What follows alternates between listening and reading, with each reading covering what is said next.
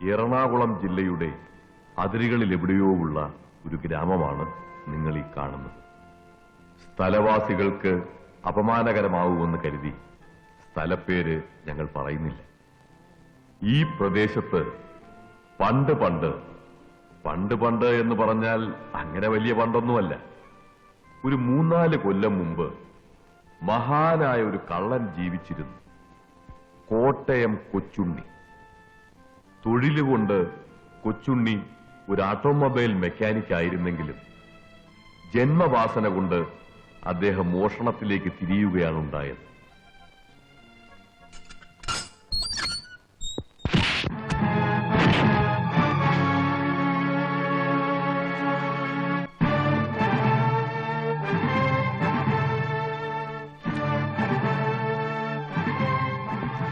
പുള്ളിക്ക് ആഹാരം കൊടുത്തോടോ? കൊടുത്തു സാർ.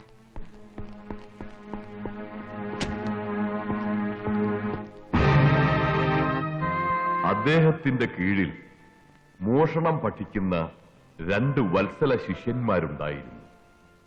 അതിൽ ഒരാളാണ് തൊരപ്പൻ തോമ.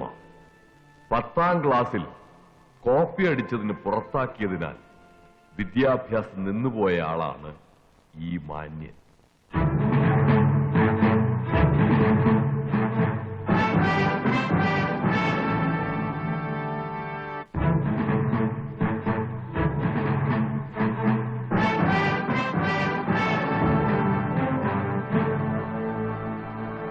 രോഗിണിയായ അമ്മയും വിവാഹപ്രായമായി വരുന്നൊരു സഹോദരിയും മാത്രമാണ് തൊരപ്പന് ജീവിച്ചിരിക്കുന്ന ഏക ബന്ധുക്കൾ. കൊച്ചുണ്ണിയുടെ മറ്റൊരു ശിഷ്യൻ പാതിരാ തങ്കപ്പൻ. പേര് സൂചിപ്പിക്കുന്നത് പോലെ തന്നെ പാതിരാത്രിയിൽ മാത്രമേ തങ്കപ്പൻ തന്റെ ജോലി ആരംഭിക്കാറുള്ളൂ.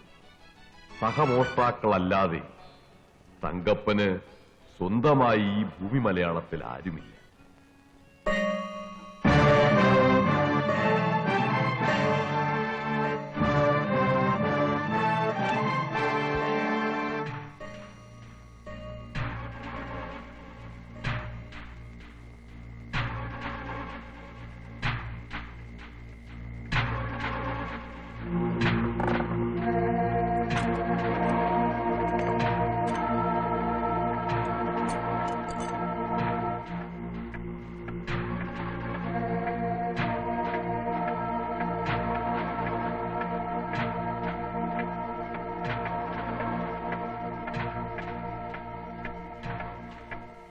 ഈ പ്രപഞ്ചത്തിലുള്ള എല്ലാ വസ്തുക്കളും ഒരു മോഷ്ടാവിന്റെ കണ്ണിൽ മോഷണ വസ്തുക്കളാണ്. അടിസ്ഥാനപരമായി എല്ലാ മോഷ്ടാക്കളും സൗന്ദര്യ ആരാധകരാണ്. കവർന്നെടുക്കാനുള്ള ആസക്തി നമ്മൾ ഉണ്ടാകുന്നത് അതുകൊണ്ടാണ്. ഒരു കണക്കിന് നമ്മളാണ് മക്കളെ യഥാർത്ഥ സോഷ്യലിസ്റ്റുകൾ. നമുക്ക് കൊട്ടാരമെന്നോ കുടിലെന്നോ വ്യത്യാസമില്ല. നമുക്ക് വേണ്ടത് കൊട്ടാരത്തിലും കിട്ടും, കുടിലും കിട്ടും. ഒരു നാട് ഭരിക്കാൻ വലിയ കഴിവൊന്നും വേണ്ട, പക്ഷെ ഒരു നാട് മുടിക്കാൻ കഴിവ് വേണം. ആശാനെ, പ്രധാനമായി എന്തൊക്കെ ആയുധങ്ങളാണ് ഈ ജോലിക്ക് കയ്യിൽ കരുതേണ്ടത്?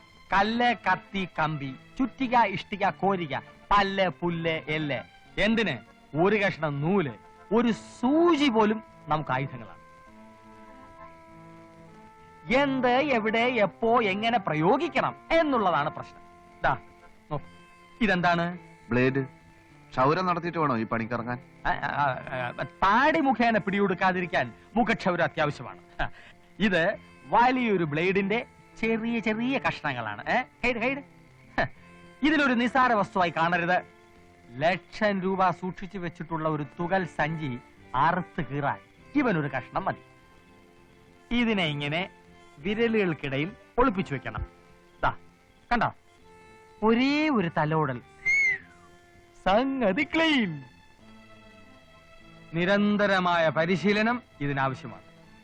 ഏകാഗ്രത കൈവെടിയരുത്. മോഷണം ഒരു കലയാണ്, ശാസ്ത്രമാണ്. ശക്തിയല്ല, ബുദ്ധിയാണ് ഈ ശാസ്ത്രത്തിന്റെ അടിസ്ഥാന ശില. മോഷ്ടിക്കപ്പെടേണ്ട ആളെ തിരഞ്ഞെടുക്കുന്നതിന് നമ്മൾ അവന്റെ മനസ്സറിഞ്ഞിരിക്കണം. ആകാശം നോക്കി നടക്കുന്നവൻ, ഭൂമി നോക്കി നടക്കുന്നവൻ, പകൽക്കിനാവ് കാണുന്നവൻ, പെണ്ണുങ്ങളുടെ വായി നോക്കി നടക്കുന്നവൻ, ഇങ്ങനെയുള്ളവരെ വേണം നമ്മൾ തിരഞ്ഞെടുക്കാൻ. അവർ കാശ് കൊണ്ട് നടക്കുന്നവരാണോ എന്ന് നമ്മൾ അറിയണം. അതെങ്ങനെ നമ്മൾ അറിയും? അത് നമ്മൾ ആളുകളെ വിളിച്ചു നിർത്തി നിങ്ങളുടെ കയ്യിൽ കാശുണ്ടോന്ന് ചോദിച്ചാൽ മതി. എവിടുന്നാണ് വരുന്നത് കഴുത ബുദ്ധിയില്ലാതെ? ഇയാൾ വലിയ ആളെ. Silence please. മോഷ്ടാക്കൾക്ക് ഡിസിപ്ലിൻ അത്യാവശ്യമാണ്. നമ്മുടെ ജന്മശത്രുക്കൾ പോലീസാണ്. അബദ്ധവശാൽ പോലീസിന്റെ പിടിയിലെങ്ങാൻ പെട്ടുപോയാൽ നമ്മൾ അതിവിനയ കുനിയന്മാരായി അഭിനയിക്കുക. മറിച്ച് ആക്രമികൾ മറ്റു വല്ലവരുമാണെങ്കിൽ ഈ ബ്ലേഡിന്റെ കഷ്ണങ്ങൾ വായ്ക്കകത്താക്കി വെച്ച് ആക്രമിയുടെ നേർക്ക് ശക്തിയായി തുപ്പുക. അവന്റെ മൂക്കും കണ്ണും ഒക്കെ കീറി അതോടെ അവൻ ഔട്ട്. അപ്പോ ഒറ്റ തുപ്പിന് ഈ ബ്ലേഡ് കഷ്ണങ്ങൾ പുറത്തേക്ക് വന്നില്ലെങ്കിലും ഒഴുകിക്കളയ അതോടെ നീ ഔട്ട്. മോഷണം നടത്തുന്നതിനിടയിൽ ആകസ്മികമായി ആക്രമണം ഉണ്ടാക്കാൻ ഇടയുണ്ട്. കയ്യിൽ അപ്പ കിട്ടുന്ന സാധനങ്ങൾ ഉപയോഗിച്ചായിരിക്കും ആക്രമണം നടത്തുക.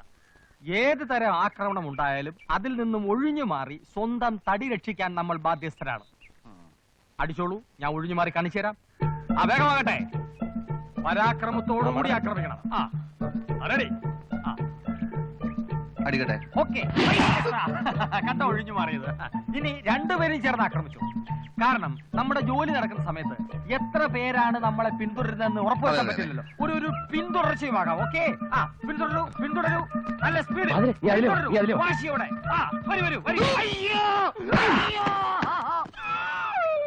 എവിടെ നോക്കിയാണ് അടിച്ചത്? അല്ല, ആശ ഒഴിഞ്ഞു മാറുമെന്ന് പറഞ്ഞു. നിന്നോട് എതിരെ ആര് പറഞ്ഞടാ? ചെറിയൊരു ഗ്രാമമായതുകൊണ്ട് മോഷണത്തിനുള്ള സാധ്യത വളരെ കുറവാണ്. എങ്കിലും ഉള്ള സൗകര്യങ്ങളൊക്കെ അവർ തികച്ചും പ്രയോജനപ്പെടുത്തി വന്നു. അരുമ ശിഷ്യന്മാരെ, നിങ്ങളെ വിശ്വസിച്ച് ഗുരു താഴോട്ട് വരികയാണ്. കൈവിടരുത്. തോമ, ഡ്രയർ തങ്കപ്പ, അരിയും പഞ്ചസാര അടിച്ചു മാറ്റാം. ഗുരു, പരമദ്രോഹികൾ മേശ ഡ്രയർ ഊരിക്കൊണ്ടുപോയി. എന്തുവാടാ? റേഷനറി. അയ്യോ, മാറില്ല. പഞ്ചസാര ഇവിടെ ഉണ്ട്. ഇഞ്ഞു വാ. തങ്കപ്പ, ചാക്ക് ഇങ്ങോട്ട് വാ.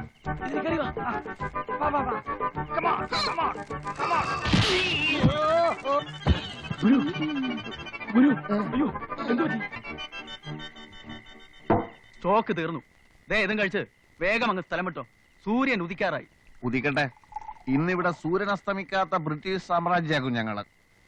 ഇന്ന് ഞങ്ങൾ ഒരുപാട് അധ്വാനിച്ച ദിവസമാ. കൊച്ചേട്ടൻ കിടന്നോ? ഞങ്ങൾ ഇതെല്ലാം ഭംഗിയായിട്ട് കഴിച്ച് കാശ് ഇവിടെ വെച്ചിട്ട് ബാതിലിയാരിപ്പൊക്കൊള്ളാം. ഫസ്റ്റ് പുള്ളികള് വിശ്വസിച്ചേൽപ്പിക്കാം. എന്റെ കരളേ, എന്നെ വിളിച്ചോ? നിങ്ങളെയല്ല, ഇവൻ എന്നോട് വലിയ സ്നേഹമാ. കരളേന്ന് വിളിച്ചത് എന്നെയാ. ഓ, എന്താടാ തോമ? നീ ഇല്ലാത്ത ജീവിതത്തെ കുറിച്ച് എനിക്ക് ചിന്തിക്കാൻ പോലും വയ്യ. നീ ചിന്തിക്കുകയേ വേണ്ട. ജീവിത അവസാനം വരെ ഞാൻ നിന്നെ വിട്ടു പോവില്ലടാ. നിന്റെ അപ്പന്റെ ഒപ്പം നിൽക്കാനുള്ള കെൽപ്പ് എനിക്ക് എന്നുണ്ടാകുന്നോ ആ നിമിഷം ആ വെള്ളം അങ്ങ് വാങ്ങി വെച്ചേര്. എന്റെ അപ്പന്റെ ഒപ്പം നിൽക്കാൻ നിനക്ക് ഈ ജന്മം പോരടാ തുരപ്പാ. അരച്ച കരിയും 5 കിലോ പാമായിലും 3 കിലോ ഗോതമ്പും മോഷ്ടിച്ച് അത് 3ആയി വീതിച്ച് വിറ്റ് കിട്ടുന്ന കാശ് കൊണ്ട് ഞാൻ എന്നാ രാധികയെ നിന്നെ കെട്ടുന്നത്? എടാ തോമ, അപ്പൊ നീ എന്നോടല്ലേ ഇതുവരെ സംസാരിച്ചത്? ഓടാ പുല്ലേ, ഞാൻ എന്റെ രാധികയോട് സംസാരിക്കായിരുന്നു. എന്റെ പൊന്നു ദോസ്തുക്കളെ, ആ കാശ് തന്നിട്ട് വേഗം അങ്ങ് സ്ഥലം വിട്ടോ. 110 രൂപ 50 പൈസ. കൊടു. 110 രൂപ 50 പൈസ. നീ കൊടു 110 രൂപ 50 പൈസ. അല്ല, ആശാൻ കൊടുക്കട്ടെ. ആശാനെ തരം കേട്ട്. ഇനി 2 ദിവസം കഴിഞ്ഞിട്ട് നോക്കിയാ മതി. Full fit. അപ്പൊ ഞങ്ങൾ എന്നാ ഇറങ്ങട്ടെ. അപ്പൊ എന്റെ കാശ്? കാശല്ലേ ഈ ഇരിക്കുന്നത്. സർക്കാർ 5000 രൂപ വില പറഞ്ഞ ഉരുപ്പടിയായത്. കാലത്ത് പിടിച്ചു കൊടുത്ത അപ്പൊ കിട്ടും രൂപ 5000. 110 രൂപ 50 പൈസ കഴിച്ചു. ബാക്കി 4889 രൂപ 50 പൈസ നാളെ ഞങ്ങൾക്ക് തന്നേക്കണം. തന്നില്ലെങ്കിൽ ഒരനാഥ പ്രേതം പുളിങ്കുന്ന് പുഴയിൽ പൊങ്ങിക്കിടക്കും. അതിനിടയാക്കരുതേ കൊച്ചേട്ടാ. Good night. എന്റെ കർത്താവേ.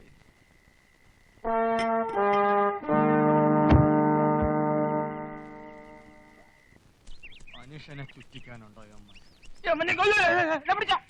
വേണ്ട, ഞാൻ നിങ്ങൾ എവിടെല്ലാം അന്വേഷിച്ചു. ഇതെന്താ പൊലവിളിയാണോ? എന്താ പ്രശ്നം? ഒരു കത്ത് വന്നിട്ടുണ്ട്. ആരുടെ? അത്തപ്പാടി അന്തറുന്റെ. അത്തപ്പാടിയാ? ആരവൻ? അവനോ? ബഹുമാനത്തോടെ സംസാരിക്കടാ. മഹാനല്ലേ മഹാൻ. കൊച്ചി പട്ടണത്തെ കിടകിട വിറപ്പിച്ച മോഷ്ടാവാണ്. ഒരു കണക്കിന് ഈ തൊഴിലിൽ എന്റെ ഗുരുവാണ് അദ്ദേഹം. ആ നിലക്ക് ഞങ്ങളുടെ ഗുരുവിന്റെ ഗുരു. ആ ഗുരു.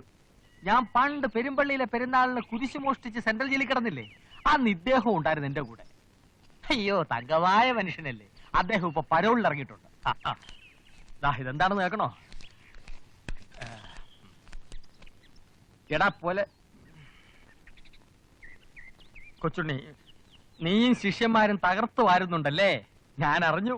എന്റെ പരോള് കഴിയുന്നതിന് മുമ്പ് നീയും പിള്ളേരും കൂടെ കൊച്ചിക്കൊന്ന് വാടാ തെണ്ടി. സ്നേഹം കണ്ട, നമുക്കിവിടെ ഒരു കലക്ക് കലക്കാം. ചെലവല്ല എന്റെ വക എന്ന് നിന്റെ ഗുരു അട്ടപ്പാടി അന്ത്രു.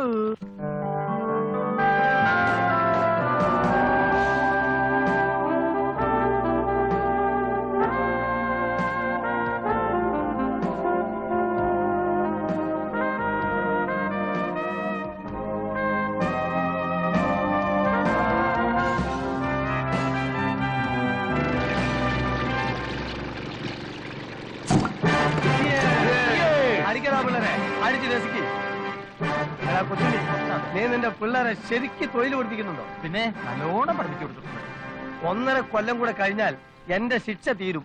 പിന്നെ നമ്മൾ ഒരുമിച്ചൊരു മോഷണം നടത്തും. തീർച്ചയായും. മൂപ്പരെ നിനക്ക് ശരിക്കും മനസ്സിലായോ? കുഞ്ഞാലി വരയ്ക്കാറുമായിട്ട് നിരന്തരമായി ഏറ്റുമുട്ടി തകർന്ന അത്തപ്പാടി ആയിപ്പോയ ഒരു കടൽ കൊള്ളക്കാര കുടുംബത്തിലെ അവസാനത്തെ കണ്ണിയാണ് അത്തപ്പാടി അന്ത്രു, എന്റെ ഗുരു. കടലിൽ കൊള്ളയടിക്കാനുള്ള എന്താ ഉപ്പോ? എടാ കൊച്ചുണ്ണി, ഈ മാതിരി ആൾക്കാരാണ് ശിഷ്യന്മാരാക്കി കൊണ്ടെടുക്കുന്നത്. ഒന്ന് മിണ്ടാതിച്ചോ. എടാ മണ്ടന്മാരെ, പണ്ട് കാലത്ത് നമ്മളെ രാജ്യം വിദേശങ്ങളായിട്ട് വ്യാപാര ബന്ധം നടത്തിയിരുന്നു. അത് വിമാനത്തിലോ തീവണ്ടി മാർഗം ആയിരുന്നില്ല, കപ്പൽ മാർഗം, കടൽ മാർഗം. അന്ന് കിണ്ടല് കണക്കിന് സ്വർണ്ണം ഇവിടുന്ന് അങ്ങട്ട്, വെള്ളി അവിടുന്ന് ഇങ്ങോട്ട്, പെട്രോൾ ഇവിടുന്ന് അങ്ങട്ട്, എണ്ണ അവിടുന്ന് ഇങ്ങോട്ട്. ഈ സമയത്ത് എന്റെ കുടുംബത്തിൽപ്പെട്ട മഹാന്മാരായിട്ടുള്ള കടൽ കൊള്ളക്കാർ 1000കണക്കിന് കപ്പലുകൾ ഇവിടെ മുക്കിയിട്ടുണ്ട്. ഓ, അന്നങ്ങനെ മുങ്ങിപ്പോയ കപ്പലുകൾക്കാണ് ഇന്ന് മുങ്ങിക്കപ്പൽ എന്ന് പറയുന്നത്. ഗുരുവേ, യവന്മാർക്ക് വിവരം വരാൻ എന്തെങ്കിലും ഒരു മാർഗം പഠിപ്പിച്ചു കൊടുക്കണം. കുറച്ചു ദിവസം അവിടുന്ന് എന്റെ കൂടെ നിൽക്കണം. ഇപ്പൊ ടൈമില്ല, പരോളിലാണെങ്കിലും ട്രൈ ചെയ്യാം.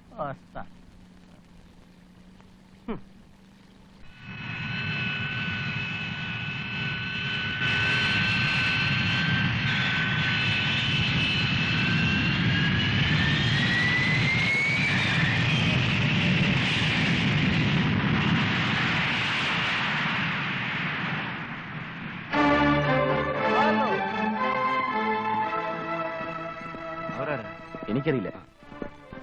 ഹലോ, ഇത് തുമ്മിക്കുഞ്ഞ്, ഇത് കുര്യച്ചൻ, എന്റെ ബ്രദേഴ്സാണ് ശങ്കർ, സുധീർ.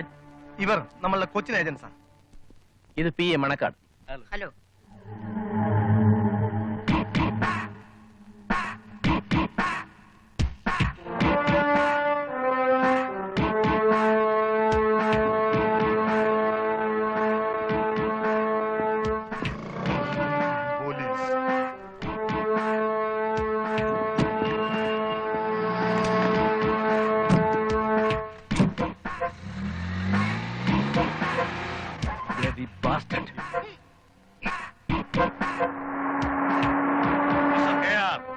സാധാരണ നിങ്ങളെ പോലുള്ള മുതലാളിമാര് എന്നെ പോലുള്ള പ്രൊഫഷണൽ കില്ലേഴ്സിനെ അയക്കാറേ ഉള്ളൂ, പക്ഷെ കൂടെ വരാറില്ല.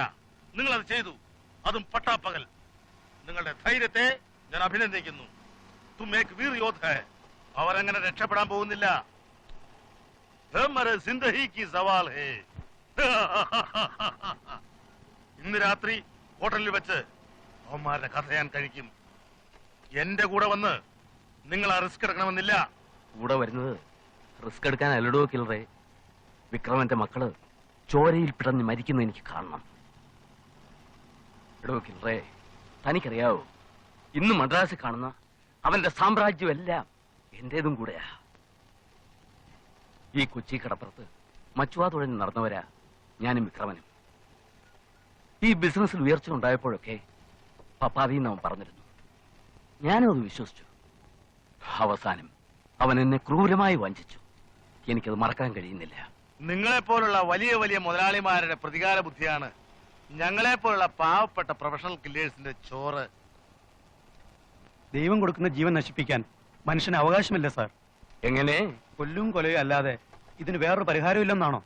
നിർത്തടാ, നീ നിന്റെ നിലയ്ക്ക് നിന്നാ മതി.